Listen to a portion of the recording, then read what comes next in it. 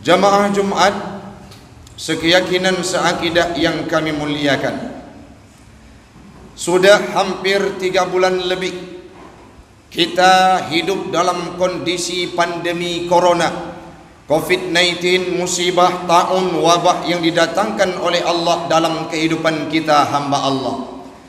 Dari suatu sisi, dari sabuh segi urang syi'lu watai gejuk musibah li Allah Ta'ala kan sibuk untuk tak perhatikan bagaimana pemerintah dalam menanggapinya dan bagaimana pemerintah dalam meminimalisir dan menjauhkan wabah yang didatangkan oleh Allah Ta'ala. Tetapi musibah itu harus ada suatu hal yang menjadi barometer ukuran kiban ke taat getanyo terhadap Allah, kiban ke iman getanyo kepada Allah, kiban ke takwa tanyo kepada Allah, sehingga Allah gejuk musibah sebagai ujian dalam kehidupan kita. Hamba Allah urang syi'lun, sebagaimana dalam ayat yang kali ulun tuan baca buno, ayat surah Al-Anfal ayat 25, Allah berfirman bahwa wattaqu fitnah, boya legata terhadap fitnah, la tusibanna alladhina zalamu minkum khassa, han getimpa han gejuk musibah li Allah Ta'ala khassa kepada orang-orang yang puput maksiat itu saja. Orang syi'lun watai gejuk musibah li Allah Ta'ala dalam bentuk ujian, imtihan bagi orang-orang yang beriman. Di sisi lain mungkin saja sebagai teguran yang gejoli Allah terhadap maksiat yang merajalela dan lahi di mana-mana. Orangnya orang syi'lun menyerta analisa, menyerta kaji, menyerta kalan dalam kehidupan sehari-hari. Berapa banyak orang yang gemar melakukan maksiat, berapa banyak orang yang tidak pernah merasa malu untuk mempublikasikan kejahatan yang ia lakukan. Cita kalan nuranyo lam gampung pelosok judi merajalela, lam gampung pelosok buntut merajalela, lam gampung pelosok udet maksiat merajalela. Perkara inangga bahkan yang paling menjadi rahasia umum di kalangan kita hamba Allah, narkoba, sabai, ganja, rata gampung. Nah, masalah tersebut watetro musibah kita tanggapi bukan dengan barometer, bukan dengan introspeksi. Takut hanapah pemerintah pada tanggapi musibah, hanapah pemerintah dihadapi COVID-19, hana butoi presiden, hana butoi gubernur, hana butoi pagusi, hana butoi pacamat. Sedangkan untuk introspeksi bagi tempat kita, bagi diri drod, bagi urung-urung yang ada di kalangan drod, kadang-kadang tanya dua. Allah neken dalam Al-Quran wadai gejuk musibah li Allah Ta'ala kenang kepada orang yang sujud wajar, karena gejuk musibah li Allah Ta'ala akan kepada pelaku maksiat itu saja. Orang yang pebut maksiat dalam sebuah daerah berbangga hati dengan maksiatnya, maka siap orang syi'lun tanya yang beriman, tanya yang sujud, tanya yang pakai surban, tanya yang pakai rida, tanya yang jak Jumat, tanya yang semayang, tanya yang zikir tip ura dan malam tabasahkan lidah, tanya pun akan ikut merasakan musibah yang didatangkan oleh Allah Ta'ala. Kenapa?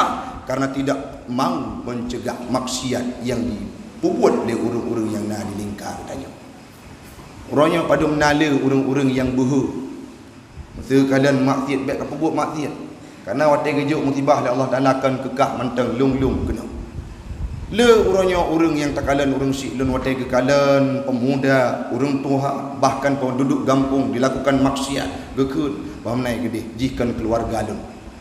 Pendapat-pendapat yang demikian sangat tidak etis orang syi'lun pakai, karena watai gejuk musibah lagi terasakan jino gejuk musibah di Allah Ta'ala, rezeki itu menurun, ekonomi luar biasa, tajak tahu hanjut, kadang-kala pet udik mupeng hana dalam kehidupan. Gejuk musibah dari Allah Ta'ala datanya pakan musibah itu datang.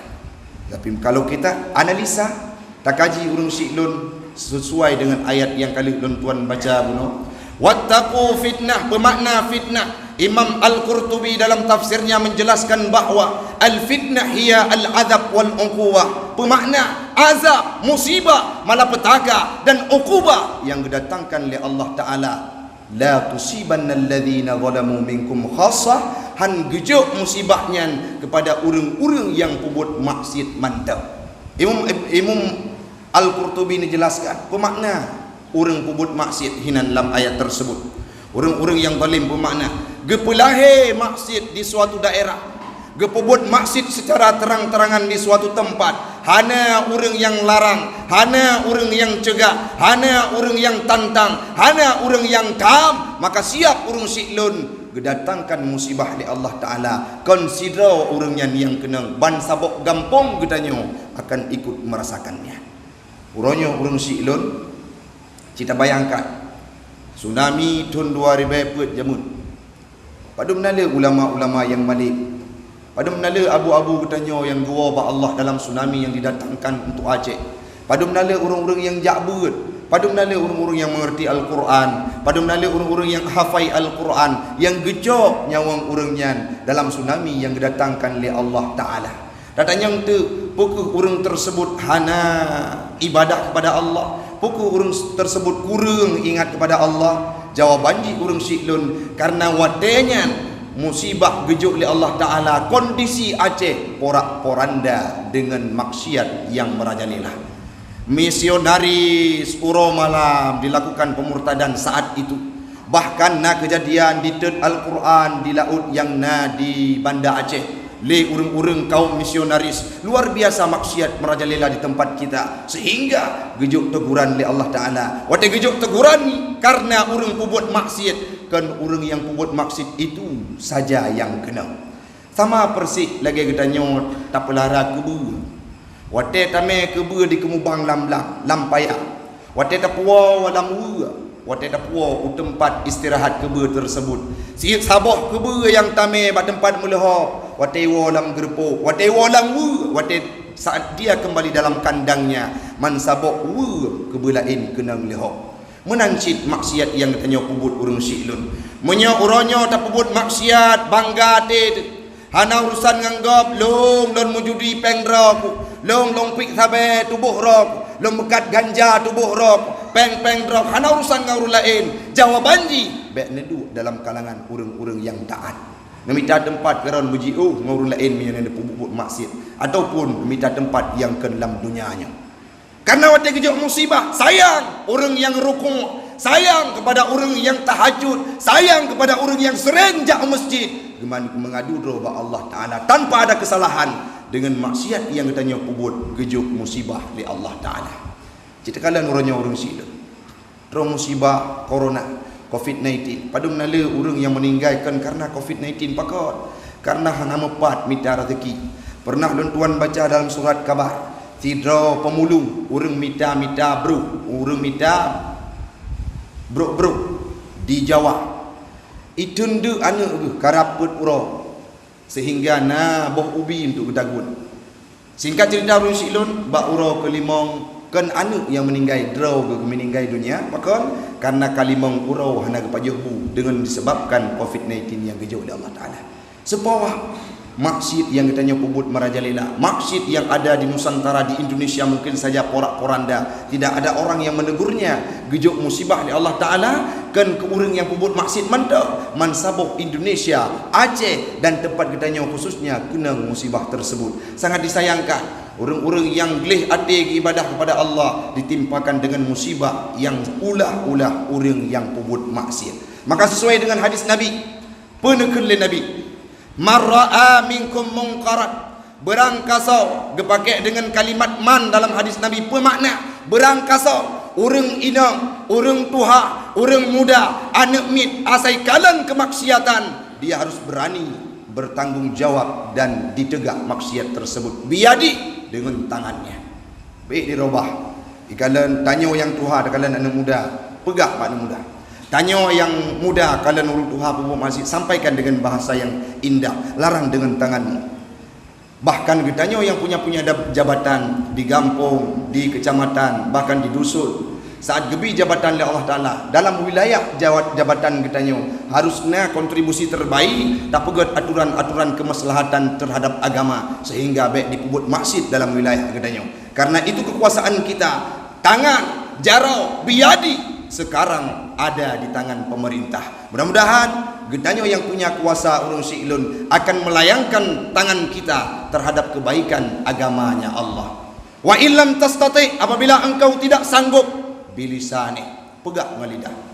Hai mertua, nyo gampung getanyo, gampung yang makmur, gampung yang rezeki melimpah ruah, dibilang luar biasa, nehun leungkut, baik apa buat maksud hai mertua, watai kejuk musibah Allah Taala akan kekak mentang, mandum dia akan kenang terasakan maksiat tersebut, musibah tersebut. Piuk mertua, sampaikan dengan lidah kepada urung-urung yang buat maksud urung siklun. Leh tacok jarak, leh tatantang dengan jarak, tarobah maksiat dengan jarak. Hai pate, tak pegah dengan lidah pun hana perubahan. Setidaknya bencilah. Wa illam tastati fa bi qalbi, benci dengan hati. Fa yughayyir bi qalbi, benci dengan hati. Nyan merupakan wahwa adhaful iman, kondisi iman yang paling lemah.